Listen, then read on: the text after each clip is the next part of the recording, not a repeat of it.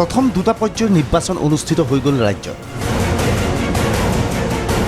এই দুটা পৰ্যায়ৰ নিৰ্বাচনত ব্যাপক হাৰত ধৰ্মীয় মেৰুকৰণ হৈছিল। মূলতঃ হিন্দু আৰু মুছলমানক লৈ ৰাজনীতি চলাইছিল বিজেপিয়ে, আৰু সেই ৰাজনীতিত কাৰ্যত বিজেপি বহু প্ৰকাৰে সফল হৈছিল। কিন্তু তৃতীয় পৰ্যায়ৰ নিৰ্বাচনৰ লগে লগে ৰণকৌশল সলনি কৰিছে বিজেপিয়ে, কিয়নো তৃতীয় পৰ্যায়ৰ তথা শেষ পৰ্যায়ৰ এই নিৰ্বাচনত গুৰুত্বপূৰ্ণ ভূমিকা পালন কৰিব সংখ্যালঘুৱে। বৰপেটা, ধুবুৰী আৰু কোকৰাঝাৰত বৃহৎ সংখ্যক সংখ্যালঘু ভোটাৰ আছে। একেদৰে গুৱাহাটী সমষ্টিৰ অধীনস্থ বৰক্ষেত্ৰী, হাজো, ছয়গাঁও আদিতো বৃহৎ সংখ্যক মুছলমান ভোটাৰ আছে।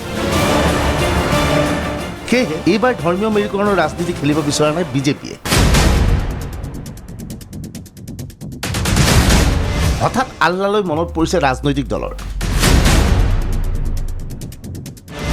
ঘনে ঘনে ধৰ্মীয় সংখ্যালঘুক গালি পৰা বিজেপিৰ সুৰ সলনি হৈছে।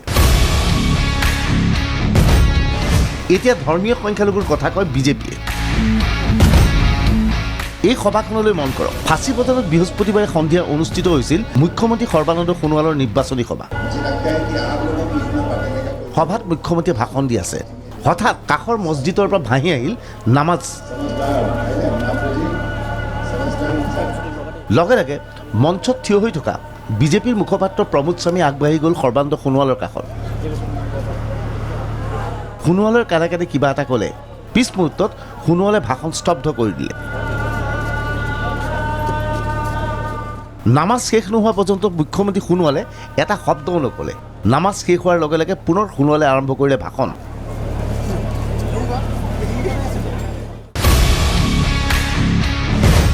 হাজোত তৰুণ গগৈ নিৰ্বাচনী সভা। সংখ্যালঘু ভোটাৰৰ সন্মুখত ৰেকিবুদ্দিনৰ ভাষণ। আজানৰ সুৰত কথা ক'লে ৰেকিবুদ্দিনে। ৰাহমাতুল্লাহি ওয়া বাৰাকাতুহু। আউযু বিল্লাহি মিনাশ শাইতানিৰ ৰাজীম। বিসমিল্লাহিৰ ৰহমানিৰ ৰহিম।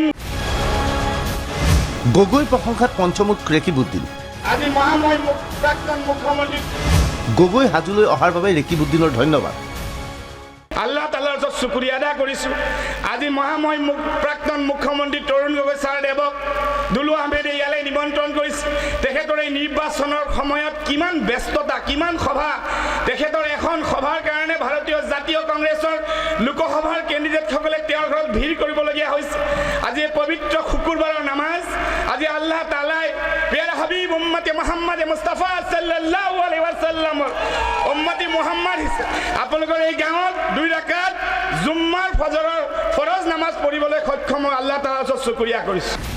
এইবাৰ আমি আপোনালোকক লৈ যাব বিচাৰিছোঁ নলবাৰীৰ এই সভাখনলৈ। সংখ্যালঘু অধ্যুষিত এটা অঞ্চলত ভাষণ দিছে মুখ্যমন্ত্ৰী সৰ্বানন্দ সোণোৱালে।